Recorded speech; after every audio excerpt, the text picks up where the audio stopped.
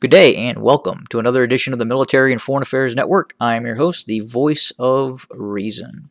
In this episode, we're going to look at the former state of Ethiopia as it transitions from somewhat of a democracy to what could be a fairly robust dictatorship.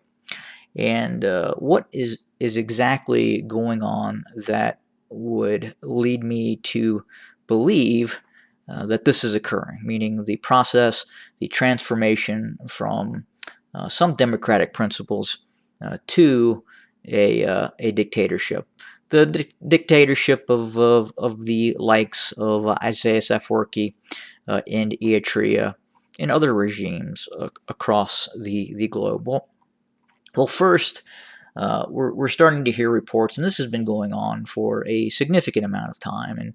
And as this internal conflict inside of Ethiopia occurs, or the former state of Ethiopia occurs, it is giving the government, it is giving the regime more powers to do things that it may not have ordinarily been able to do.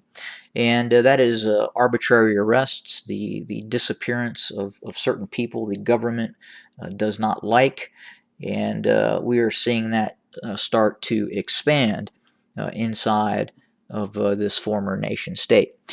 We are seeing now that persons who were originally from the Tigray region or identified or were of the Tigray ethnic group, especially those who were in the military and may have owned a business inside of Addis Ababa or other places inside the country. We are seeing a lot of those persons now being detained, prosecuted, and sent to prison. Recently, there has been the imprisonment of several former military personnel. The arrest process and the adjudication process is highly dubious, but many of those folks are now in prison.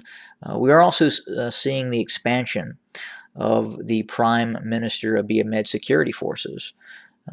Just a few years ago, he formed the Republican Guard. They have since started to include other units into the Republican Guard that have been more loyal to the regime.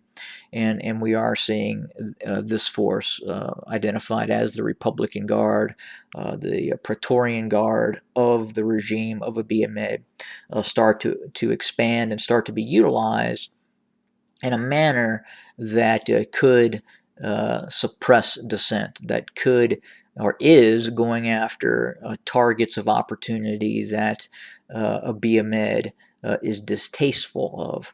So again, this is the pathway towards dictatorship, the pathway towards the removal of all any form or any semblance of democratic principles inside of the country. And we really started to see, I would say, the bold action of Abiy Ahmed start to take place even in the Tigray region last year, in which the democratic process was made illegal by Abiy Ahmed, and that is what started a lot of this conflict.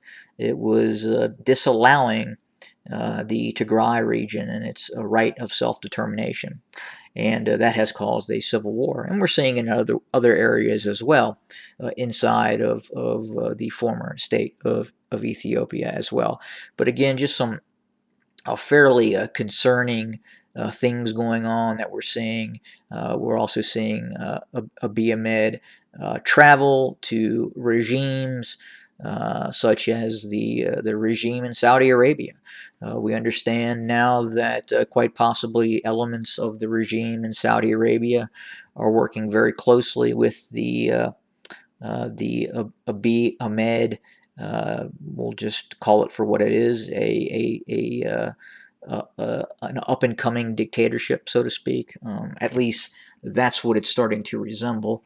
I think it would be very difficult to argue that fact, but again, persons of the Tigray region who are inside of Saudi Arabia are also being arrested on the encouragement of the Abiy Ahmed regime. We've heard of the detainment of up to 100 people, if not more, inside of Saudi Arabia on the encouragement of the Abiy Ahmed regime.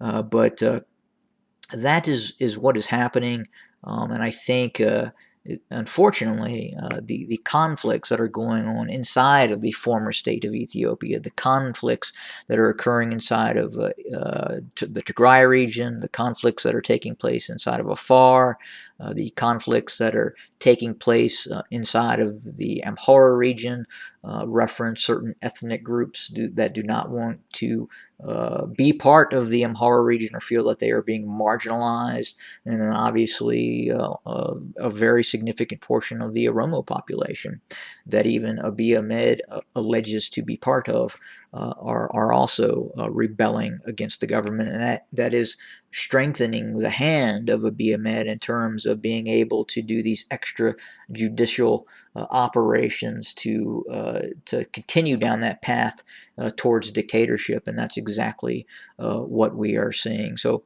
really, in terms of a power-hungry persona, conflict is a good thing, and especially for the regime of Abiy Ahmed.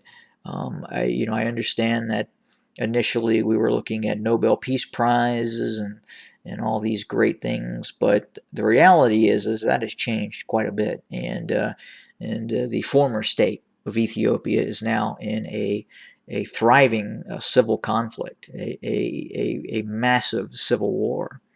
I wouldn't call it a civil conflict or anything of the sort. I would say it is a full-scale civil war going on in Ethiopia, and the regime of Abiy Ahmed is definitely going down the road of despotic dictatorship, just like his close friend and ally, Isaias Afwerki of Eritrea. Have a great day, everybody.